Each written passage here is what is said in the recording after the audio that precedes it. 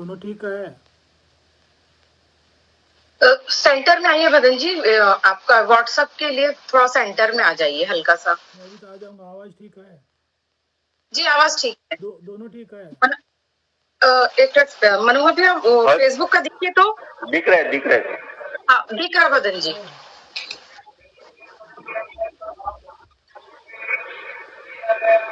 Facebook ठीक है।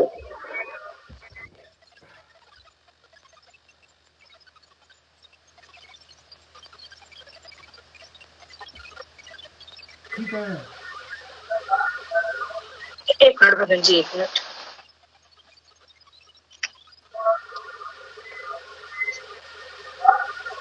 थोड़ा भदन जी, थोड़ा आ जाइए हल्का सा और। इस तरफ, मूर्ति के तरफ।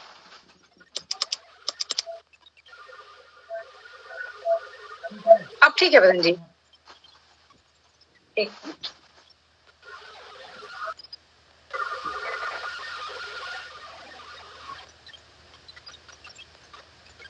बंदा में बन जाएगी।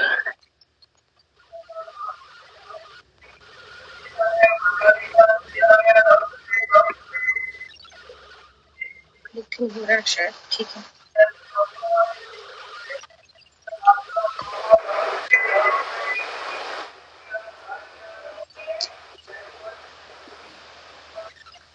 शुरू करें भदन जी?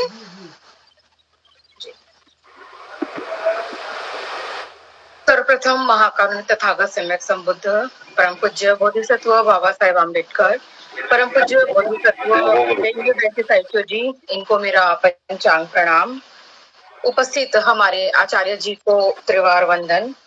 उपस्थित समस्त उपासक उपासिकाओं को नमो बुद्धाय, जय भीम। जैसा कि आप सभी जानते ही है कि आज का ये हमारा 64वां धम्म वर्ग है और हर धम्म वर्ग के पहले पूज्य आचार्य जी हमें त्रिशरण पंचशील प्रदान करते हैं।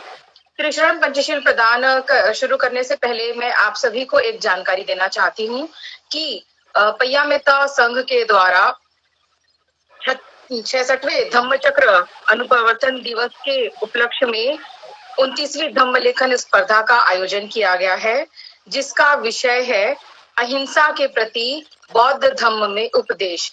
यह प्रतियोगिता में प्रथम पुरस्कार है 5,000 नगद शील्ड एवं प्रमाण पत्र। द्वितीय पुरस्कार 3,000 नगद शील्ड एवं प्रमाण पत्र।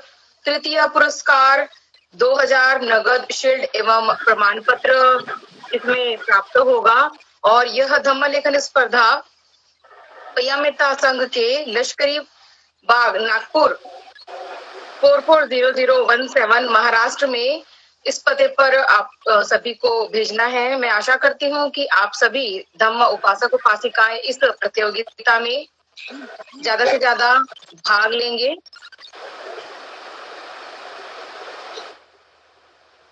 इसके पश्चात मैं पूज्याचार्य जी से अनुरोध करती हूँ कि वे उपस्थित धम्म उपासक उपासिकाओं को त्रिशरण पंचशील प्रदान कर आज का यह धम्म प्रवचन शुरू करेंगे।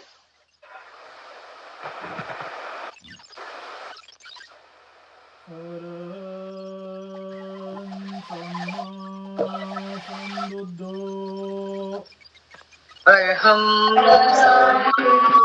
सम्बुद्धो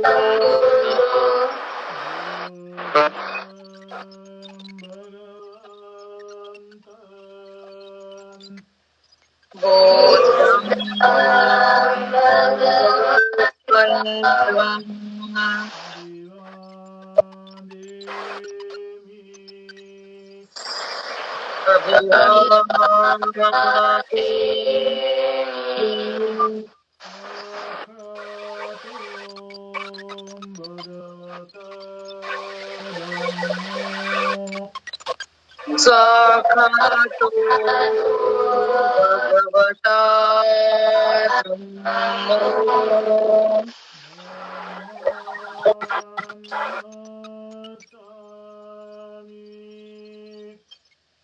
धम्मो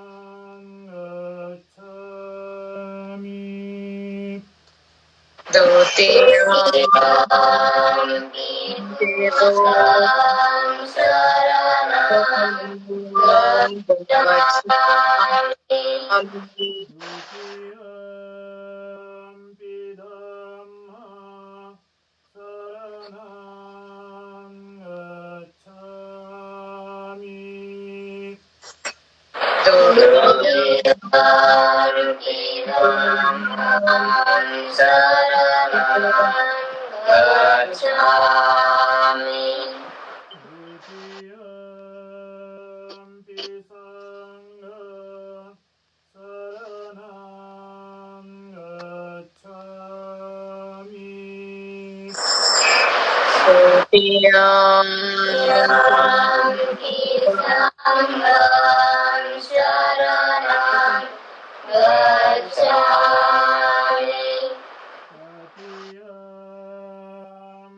Buddha Saranam Gacchami. Tatiyampi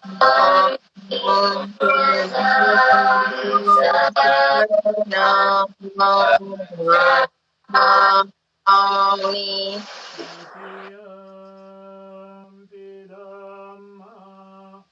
Saranam Gacchami. Tatiyampi Sangha Saranam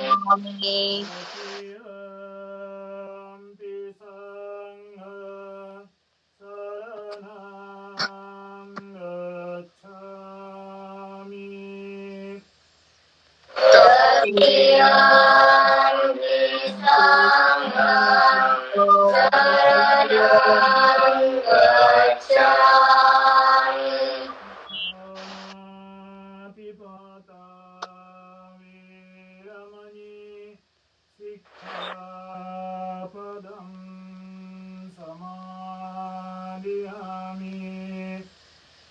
Pamapipata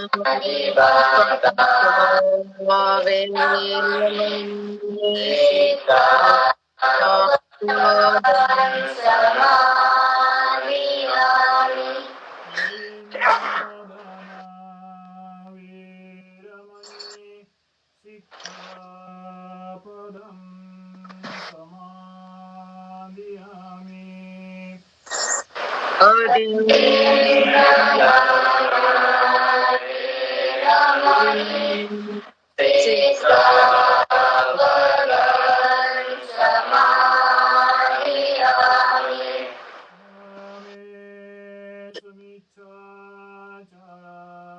Viramani Sikkhapadam Samadhiyami. Ame Sumiccacara Viramani Sikkhapadam Samadhiyami. Musavada Viramani Sikkhapadam Samadhiyami.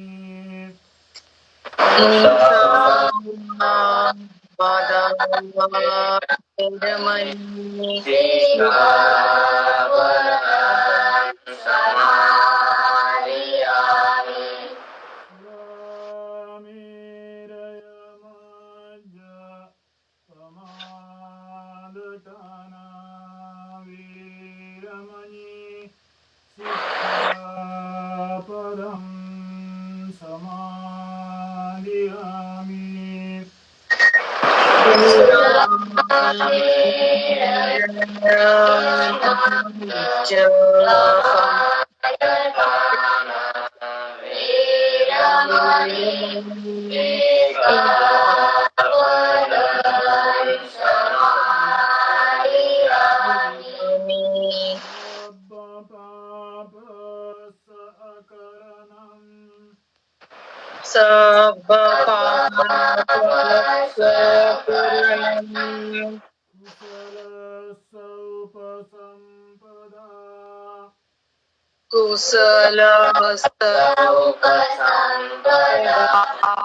Sachitta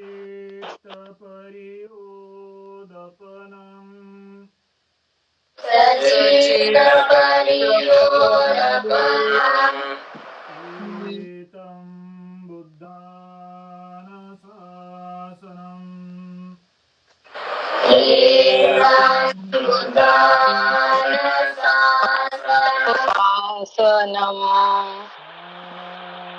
Sadhu.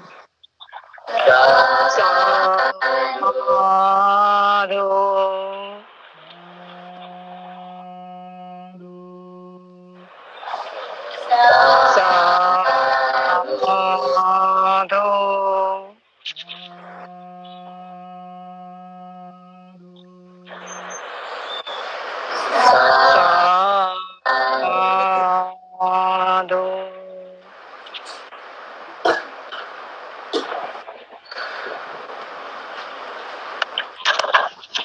जैसा कि आप सभी जानते हैं कि आज का यह हमारा 64वां धम्म वर्ग है।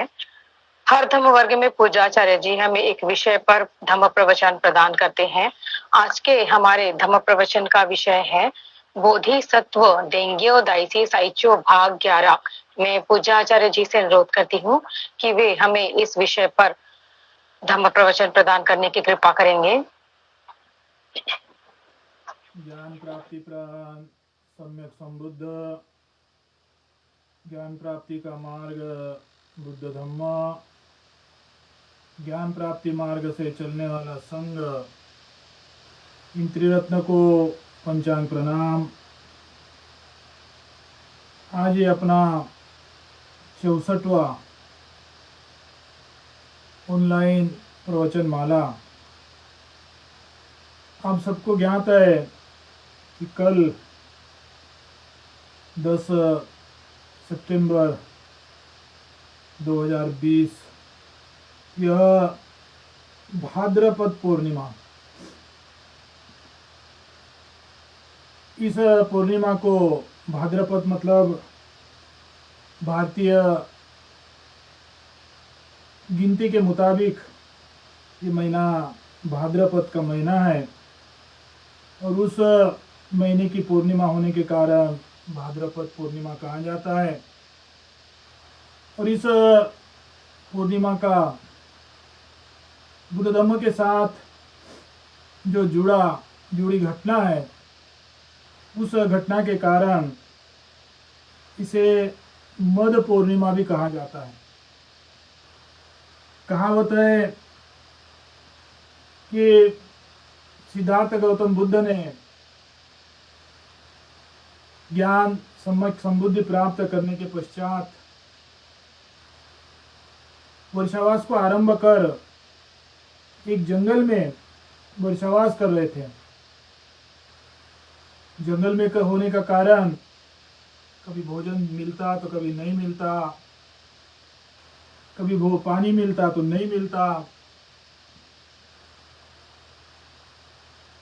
बुद्ध धर्म के इतिहास में जिसे बोधिसत्व बुद्ध का रूप दिया या जिसे महान भिक्षु का रूप दिया या जिसे परिपक्व भिक्षु के रूप में ग्रहण किया, उन सभी ने तथागत सम्यक संबुद्ध सिद्धार्थ गौतम जिस मार्ग से चले उसी मार्ग को स्वीकार किया। अर्थात तथागत वर्षावास का काल जंगल पर्वत में 3 महीना गुजारा करते थे ताकि लोगों से संबंध मिनिमाइज हो, संसार से जो संबंध है वो संबंध कम से कम हो। इसलिए वो जंगल में ही वर्षावास करते थे, पर्वत में ही वर्षावास करते थे। और कालांतर भिक्षु ने भी उसी कदम को अपनाया। जंगल में जब या पर्वत में जब वर्षावास करते हैं, लोगों से संबंध कम हो जाता है तो कई दिन ऐसा भी गुजारना पड़ता है कि ना तो भोजन मिले ना तो पानी मिले। तथागत ने जिस तरह अपना जीवन गुजारा उसी मार्ग को भिक्षु ने भी स्वीकार किया और ना भोजन की, ना पानी की, ना जो संसार में मिलने वाली सुविधा है उस सभी सुविधा का चिंतन ना करते, बोला जाए तो उस सुविधा से भी दूर होकर अपने आप को परिपक्व बनाने के लिए हर साल ये 3 महीना एकांतता से वर्षावास को ग्रहण करते थे, स्वीकार करते थे। इस मद पूर्णिमा, भाद्र पूर्णिमा को मद पूर्णिमा कहने का ये अर्थ है कि एक वर्षावास में तथागत को कई दिन भोजन प्राप्त नहीं हुआ। कल भी ना मिला होता, परसों भी ना मिला होता, तो भी तथागत ने अपने मार्ग को मोड़ना नहीं था। जो मार्ग से चल रहे हैं उसी मार्ग से चलना था। लेकिन उस अवस्था को देखकर एक बंदर ने जंगल में जाकर मध हनी को लेकर आया। हनी को लेकर आया और उस मध को तथागत को दान दिया। ये बंदर के मध के दान को मद्देनजर रखते इस पूर्णिमा को मध पूर्णिमा कहा जाता है। बंदर ने भी तथागत के भीतर का ज्ञान, तथागत के भीतर के मैत्री को परखा और उस महान व्यक्ति, महामानव कई दिनों से भूखे पेट साधना कर रहा है, ये देखकर बंदर को रहा नहीं गया। तो बंदर में जंगल में जाकर मध एकत्र करके लाया और तथागत को दान दिया। और इसी कारण कल की जो पूर्णिमा थी वो पूर्णिमा मध पूर्णिमा। यहाँ बंदर के कर्म कदम से भी हम जान सकते हैं कि एक बंदर श्रमण के साथ किस तरह पेशकश होना चाहिए, किस तरह का संबंध रखना चाहिए, ये एक बंदर भी जानता है। साधारणतः मानव ये बंदर को स्वयं से नीच समझता है। मानव अपने आप को ऊंच समझता है और बंदर को नीच समझता है। परंतु हम यहाँ देखते हैं कि बंदर भी ये तो जानता है कि श्रमण बुद्ध भिक्षु के साथ किस तरह पेशकश करना चाहिए, किस तरह संबंध रखना चाहिए। परंतु जो स्वयं को दुनिया का श्रेष्ठ, बंदर कोई नहीं, इस पृथ्वी के ऊपर, इस संसार में जो भी कुछ जीव जंतु है, उस जीव जंतु में अपने आप को मानव श्रेष्ठ समझता है। लेकिन हकीकत यह है कि एक बंदर श्रमण के साथ, बुद्ध के साथ, त्रिरत्न के साथ किस तरह का व्यवहार करना चाहिए, किस तरह का संबंध रखना चाहिए, अपने आप को त्रिरत्न के सामने किस तरह पेश करना चाहिए, ये एक बंदर जानता है। और उस जानकारी के माध्यम से ही उस बंदर ने तथागत को मद दान दिया। लेकिन संसार में सबसे श्रेष्ठ बंदर को नीच देखने वाले मानव अपने आप के लोभ के लिए, अपने आप के घमंड के लिए त्रिरत्न के साथ, बुद्ध, धम्म, संघ के साथ किस तरह पेशकश होना चाहिए, ये अपने लोभ घमंड के सामने भूल जाते हैं और अपने लोभ को, अपने चाहत को, अपने घमंड को संपन्न करने के लिए जो त्रिरत्न के साथ, बुद्ध, धम्म, संघ के साथ संबंध रखना चाहिए, वो संबंध को तोड़, त्रिरत्न को मोड़ मिटाकर अपने लोभ या घमंड को प्रथमता देते हैं। और यही कारण है कि आज जिस रूप में, जिस अवस्था में बुद्ध धम्म संघ ये हमारे नजर में आना चाहिए, वो नहीं आता। 2500 वर्ष पहले जो त्रिरत्न की शुरुआत हुई, त्रिरत्न का बेस आज भी वही है। लेकिन वर्तमान जनता ने जो बंदर भी समझ गया, वो समझदारी भी ना रखते अपने लोभ चाहत के लिए बुद्ध धम्म को तोड़ मिट दिया या तोड़ मिटाने की कोशिश कर रहे हैं। उनके लिए बुद्ध धम्म मार्फत एक सुविधा है।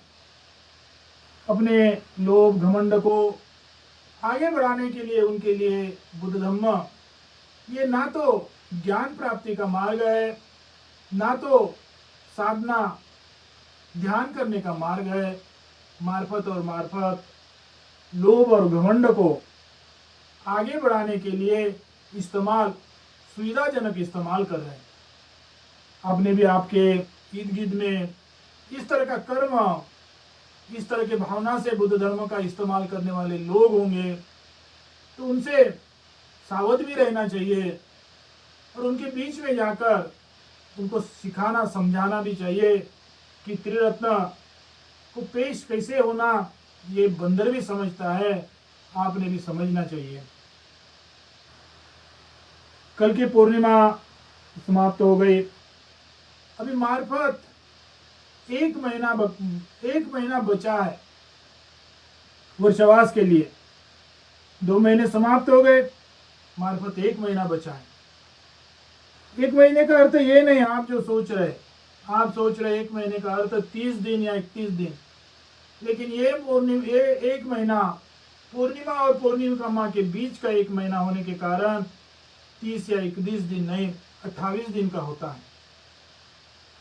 तथागत ने ये उपदेश दिया कि सब्ब पापस अकरणम कुशलस्य उपसंपदा सचित्त परियोदपनम एतम बुद्धान शासनम। एतम बुद्धान शासनम का अर्थ यही बुद्ध का शासन है।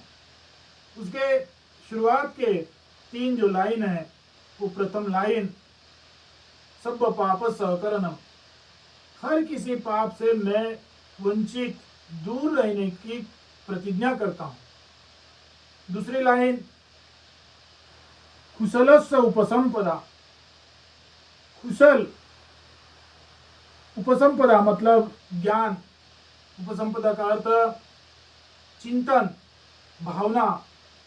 उस कुशल भावना, कुशल मार्ग को मैं स्वीकार करता हूं।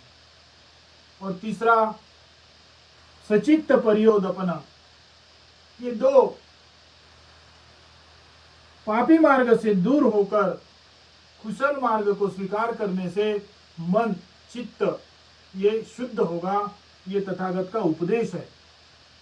परंतु उपदेश तो उपदेश, हर मानव के मन के अंदर में दोनों बात अस्तित्व में होती है। आपके भी मेरे भी,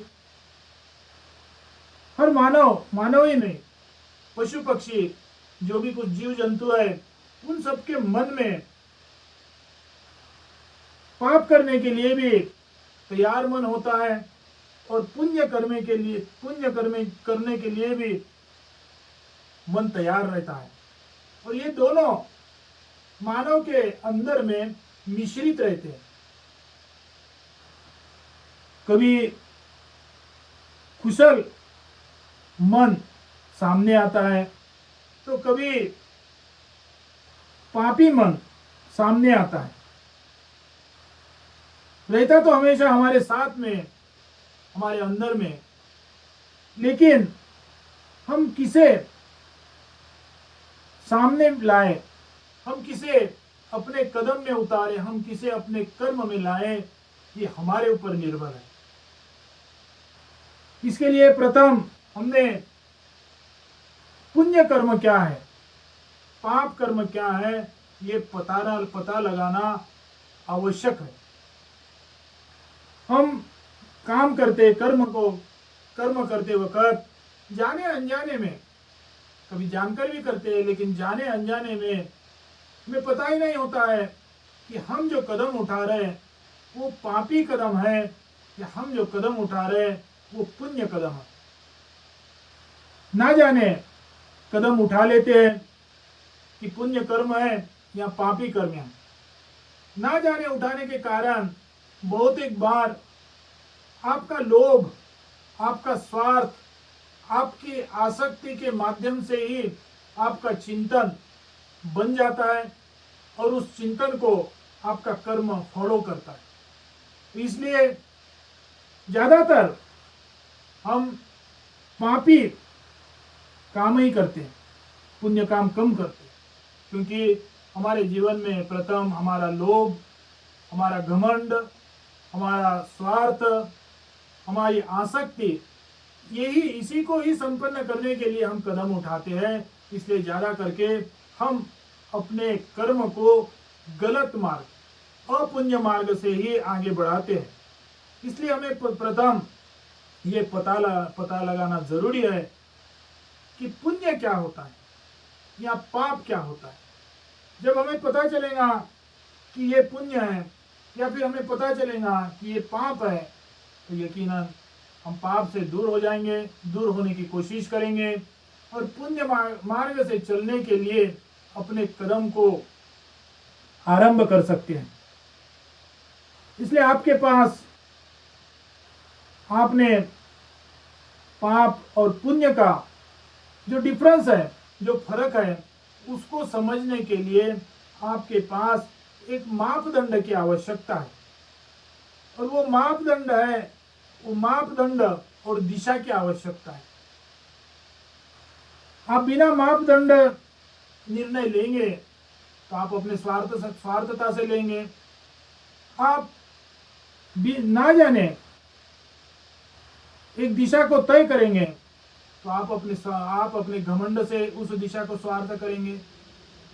इसीलिए हमने प्रथम जो धम्म से जुड़ा, तथागत ने जो उपदेश दिया, उस माध्यम से अपने जीवन का मापदंड और अपने जीवन की दिशा को तय करना चाहिए। और उसी मापदंड को समझने के लिए, उसी दिशा का निर्णय लेने के लिए हम ये 1 साल से भी अधिक समय इस ऑनलाइन प्रवचन माला के माध्यम से धम्म को सीखने की कोशिश कर रहे हैं। आपके जीवन का एक प्लान होता होगा, आपके जीवन का एक हफ्ते का काल होता होगा कि आप हर हफ्ते पता नहीं कौन से दिन, मैंने तो टीवी देखना ही छोड़ दिया, हर हफ्ते का आपका एक नियम होगा कि अमुक दिन उस टीवी में उस सीरियल को देखना है, संडे के दिन वो देखना है, मंडे के दिन वो देखना है। इस तरह आपका एक टीवी या ड्रामा के साथ में जुड़ा हुआ जीवन होगा और उसके लिए आप उत्कृष्ट भी होंगे कि वो दिन कब आएगा, वो टाइम कब आएगा, वो सीरीज कब आएगा। मनोरंजन का मामला है, मनोरंजन आप कर लेते और छल बल में भूल भी जाते। लेकिन इस प्रवचन माला को भी उस टीवी के ड्रामा के तौर पर, मनोरंजन के तौर पर स्वीकार करेंगे कि संडे आ रहा है, 10 बज रहे हैं, तो मोबाइल के सामने, कंप्यूटर के सामने जाकर बैठना है और घंटा ऐसे तैसे बिताना है। उसी जो ड्रामा देखते हैं उसके सरीके भावना से इस धम्म प्रवचन को ग्रहण करते होंगे तो आपका वक्त व्यर्थ है, अननेसेसरी है। क्योंकि आप फक्त आपका शरीर या तो कंप्यूटर के सामने या तो मोबाइल के सामने बैठा है, लेकिन आपका मन और कहीं गया होगा तो आपका ये 1 घंटा 45 मिनट, हर हफ्ते का 45 मिनट व्यर्थ जाएगा। अब गिनती करो, आज 64वां प्रवचन माला है। 64 के 45 मिनट, कितने घंटे आप इस प्रवचन माला को ग्रहण कर रहे हैं? ग्रहण कर रहे तो ठीक, मार्फत आपका शरीर ग्रहण कर रहा होगा, दिखावत कर रहा होगा, या तो लोगों के लिए दिखावत या अपने आप के लिए दिखावत कि मैं कौन हूं, मैं क्या कर रहा हूं। ये दिखावत के लिए फक्त शरीर मोबाइल या कंप्यूटर के सामने बैठा होगा तो आपका टाइम बर्बाद हो रहा है, व्यर्थ हो रहा है। आपका शरीर कंप्यूटर या फिर मोबाइल के सामने है और आप उस शरीर के साथ मन को एकाग्रत कर कर इस प्रवचन माला को ग्रहण कर रहे हैं, तब कोई आपका ये 45 मिनट आपके जीवन को महान दिशा दे सकता है। बुद्ध धर्म के मुताबिक आपके जीवन का मापदंड और चलने वाली दिशा, इसे इस प्रवचन माला के माध्यम से हमने सीखना है। और सीखने के कारण आपके पास मापदंड, सही मापदंड होगा, सही दिशा होगी और उसे आपने ग्रहण करेंगे तो आप पापी काम से दूर हो जाएंगे, कुशल मंगल कर्म को नजीक लाएंगे और आपका मन शुद्ध, आपका चित्त शुद्ध हो सकता है। वर्षावास की शुरुआत में मैंने बोला था कि हर वक्त हम 5 शील का पालन करते हैं, लेकिन ये जो वर्षावास है या फिर पूर्णिमा, अमावस्या, अष्टमी, अष्टमी 2 बार होती है, तो ये 4 दिन के लिए हम अपने जीवन में पंचशील नहीं, अष्टशील या 10 शील का पालन करें। ये पूर्णिमा उसकी एक स्पेशलाइज है। ये पूर्णिमा के 3 महीने हमने अष्टशील या 10 शील का पालन करना है और साथों साथ आर्य अष्टांगिक जो मार्ग है उस मार्ग को स्वीकार करना है, उस मार्ग का पालन करना है। मैं वक्त वक्त में इस प्रवचन माला के माध्यम से ये कहते आ रहा हूं कि हर जीव जंतु मानव, इन सबके अंदर में बुद्धत्व का अंकुर है। ये मैं नहीं कह रहा हूं, ये बुद्ध धर्म का एक दूसरे धर्म से हटकर, एक दूसरे धर्म में जो नहीं, वो चिंतन है कि हर किसी के अंदर में बुद्धत्व का अंकुर होता है। दूसरे धर्म में ऐसे नहीं बोलते, दूसरे धर्म में ये बोलते हैं कि आपके अंदर में देव भगवान बनने की कोई गुंजाइश नहीं है, आप फक्त देव धर्म या पुढ़ाकार ये होते हैं उनको फॉलो करो, उनकी सेवा करो। लेकिन बुद्ध कहते हैं कि आप जरूर उस मार्ग को फॉलो करो, पुढ़ारियों की सेवा करो, लेकिन बुद्ध धर्म का एक हटकर चिंतन है कि वो बुद्ध धर्म को सीखना क्यों, समझना क्यों, पुढ़ारियों की सेवा क्यों करना है। वो इसलिए कि आपके अंदर में जो बुद्धत्व का अंकुर है उसे पौधे के रूप में कन्वर्ट करने के लिए। आपके अंदर में जो बुद्ध का अंकुर है, आप कई घर में पौधे लगाते हैं, आप कोई खेती करते हैं, तो आपको जानकारी है कि एक बीज जब हम लगाते हैं, उस बीज को पौधे में कन्वर्ट करने के लिए किरण की आवश्यकता होती है, उसे प्रोटीन की आवश्यकता होती है। तो ये जो अंकुर को पौधा के रूप में कन्वर्ट करने के लिए जो किरण लगता है,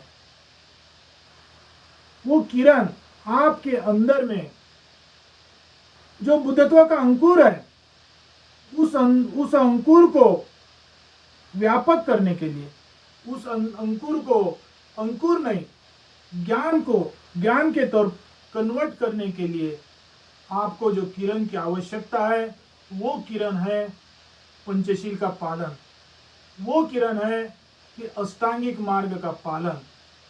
आप पंचशील का पालन करेंगे, आप अष्टांगिक मार्ग का पालन करेंगे, तो आपके अंदर में जो बुद्धत्व का अंकुर है वो अंकुर उस पंचशील के, अष्टशील के किरण के कारण, अष्टांगिक मार्ग के किरण के कारण, प्रोटीन के कारण आपके अंदर का अंकुर अंकुर नहीं रहेगा, वो दिनों दिन पल पल बढ़ते जाएगा।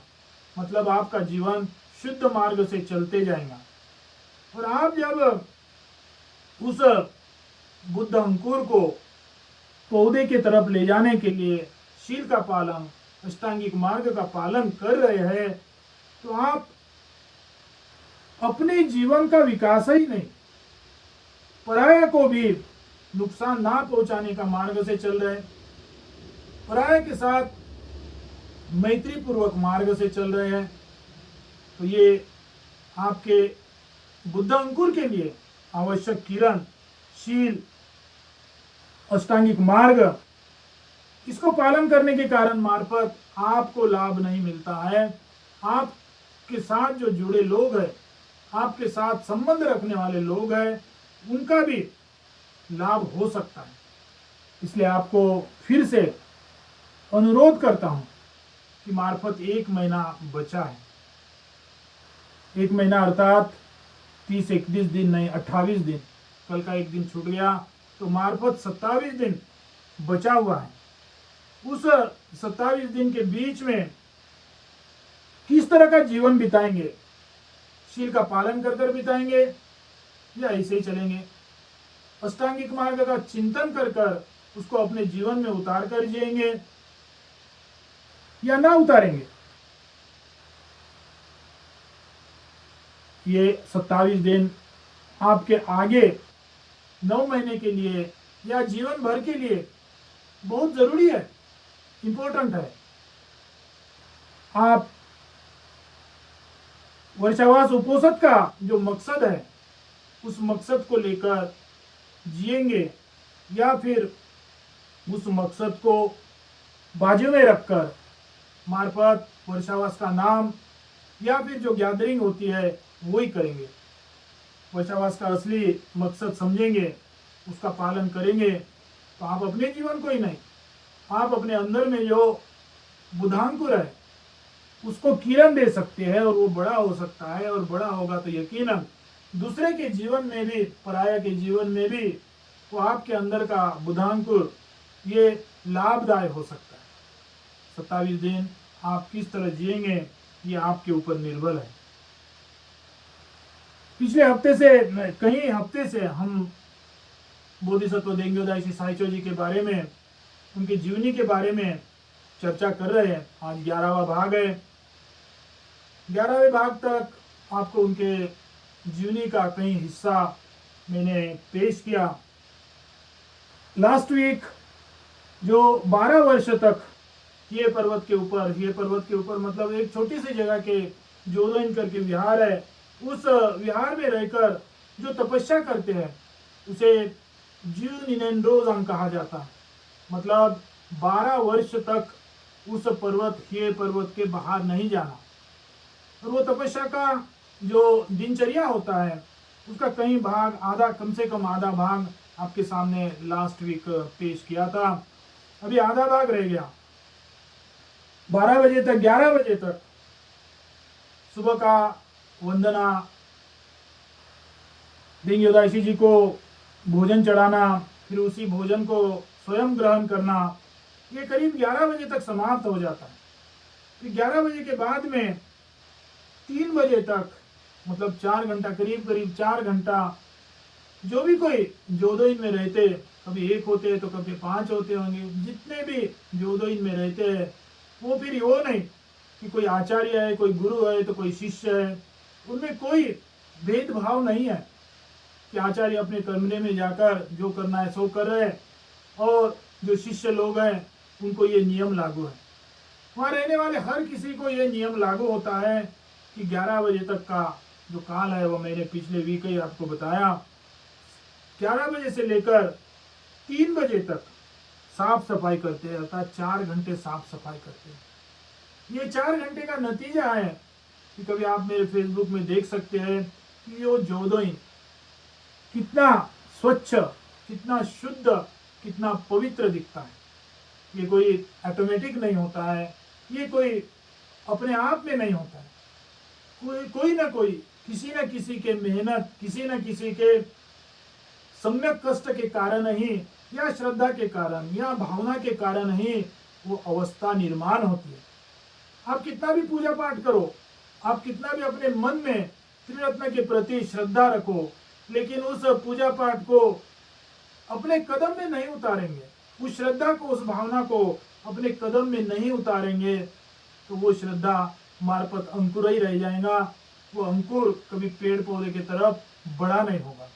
इसलिए जो आपके अंदर में वंदना के मार्फत प्राप्त हुआ, निर्माण हुआ श्रद्धा भावना, इसे जो प्रकट हुआ भावना श्रद्धा है, उस श्रद्धा भावना को आप अपने कदम में उतारे, आप अपने जीवन में उतारे, तब कोई पूजा का, वो वंदना का लाभ आपको मिल सकता है। अदरवाइज तोता भी उसको सिखाएं तो त्रिशरण पंचशील बोल देता है। मैंने हकीकत में देखा था, एक महासमाधि भूमि के बगल के गांव में एक तोता था, उसको कहे कि त्रिशरण पंचशील बोल, तो अपने आवाज में, सुंदर आवाज में त्रिशरण पंचशील बोलता था। इसका अर्थ ये नहीं कि वो त्रिशरण पंचशील को लेकर जी रहा है, वो एक सुर गा रहा है, वो एक शब्द दे बोल रहा है। हम भी उस तोते के समान मार्फत पूजा पाठ से ही अपने जीवन को समाप्त ना करें। पूजा पाठ आवश्यक है। कभी कभी क्या होता है कि मैं जो बोलता हूँ, वो बोलने के शब्द को आधा अपनी सुविधा से ले लेते हैं, तोड़ मोड़ कर बोल देते हैं, और यहाँ बोल सकते हैं कि बंते जी ने पूजा को मना किया। मैं पूजा को मना नहीं कर रहा हूँ, मैं वंदना को मना नहीं कर रहा हूँ, तो मैं करता भी हूँ, रोज कितने घंटे करता हूँ जानने वाले जानते हैं। लेकिन उस पूजा को, उस वंदना को अपने जीवन में ना उतारे तो उसका लाभ अधूरा भी नहीं होगा, आधा भी नहीं। 4 बजे तक साफ सफाई करेंगे, जिसका नतीजा आप किसी फोटो में देख सकते हैं। उसके बाद 4 बजे के बाद में फिर साधना होती है, वंदना होती है। शाम का खाना भोजन नहीं खाते, शाम को कोई भोजन नहीं करता, इसलिए देंगे उदासी जी को भी भोजन चढ़ाने की जरूरत नहीं है। सफाई के पश्चात वो फिर विहार में जाकर अपने शरीर को शुद्ध कर कर विहार में जाकर पूजा वंदना करते। और ये पूजा वंदना जो 6 बजे समाप्त हो जाती है, उसके बाद में फ्री टाइम है, फ्री टाइम है। और सोने का वक्त भी निश्चित नहीं किया गया है कि आप कब सो। आपके लिए फ्री टाइम का अर्थ ये नहीं कि आप सो जाओ, आपके लिए फ्री टाइम का अर्थ ये नहीं है कि आप आलसी जीवन जियो, सवेरे तक आलसी जीवन जियो। उस फ्री टाइम के वक्त वहां के भिक्षु बुद्ध धम्म की अध्ययन करते हैं। 6-7 बजे से लेकर रात को कोई निश्चितता नहीं है, वो कभी 11 बजे तक करते, कभी 12 बजे तक करते, कभी 1 बजे तक करते हैं, या कभी रात ही पढ़ते पढ़ते निकल जाती है। कभी अध्ययन करते हैं तो कभी विपश्यना साधना करते हैं।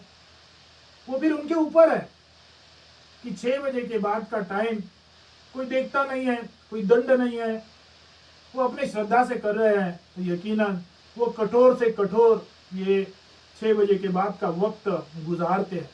और तब कोई वो परिपक्व भिक्षु के रूप में 12 वर्ष के बाद संसार में आते हैं।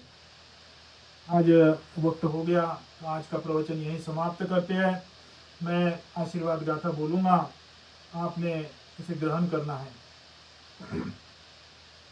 नत्थि मे शरणं अय्यं, बुद्धो मे शरणं वरम्, एतेन सच्चवज्जेन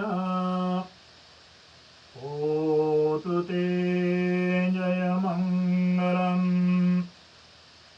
नत्थि मे शरणं अय्यं, धम्मो मे शरणं वरम्, एतेन सत्यवज्येन होतु ते जयमङ्गलम् नास्ति मे शरणं अय्यं संगो मे शरणं वरम् एतेन सत्यवज्येन होतु मे ते जयमङ्गलम् इमाय बुद्धपूजाय तथाय शुद्धचेतसा चिरन्ति तन्तु सद्धम्मो लोकोऽन्तु सुखी सदा इमाय धम्मपूजाय तथाय शुद्धचेतसा चिरन्ति तन्तु सद्धम्मो लोकोऽन्तु सुखी सदा इमाय सङ्गपूजाय तथाय शुद्धचेतसा चिरन्ति तन्तु सद्धम्मो लोकोऽन्तु सुखी सदा सर्वपापस्सकरणं कुशलस्सौपसम्पदा सचित्तपरियोदपनम् एतं बुद्धानुशासनम्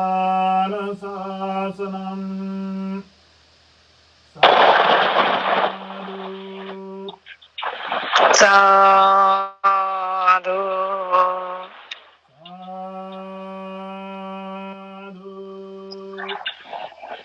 साधु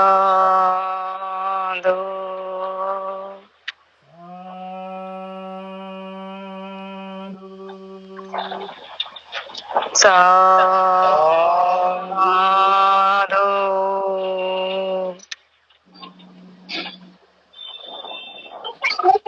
वंदना में बंदे जी। इसी प्रकार से आज का ये हमारा 64वां धम्म वर्ग यहीं समाप्त होता है। अगले हफ्ते फिर मिलेंगे पूजाचार्य जी के साथ में। आप सभी उपासक उपासिकाओं को नमो बुद्धाय, पूजाचार्य जी को त्रिस्मरण त्रिवार वंदन। वंदना में बनते जी, सभी को जय भीम, नमो बुद्धाय।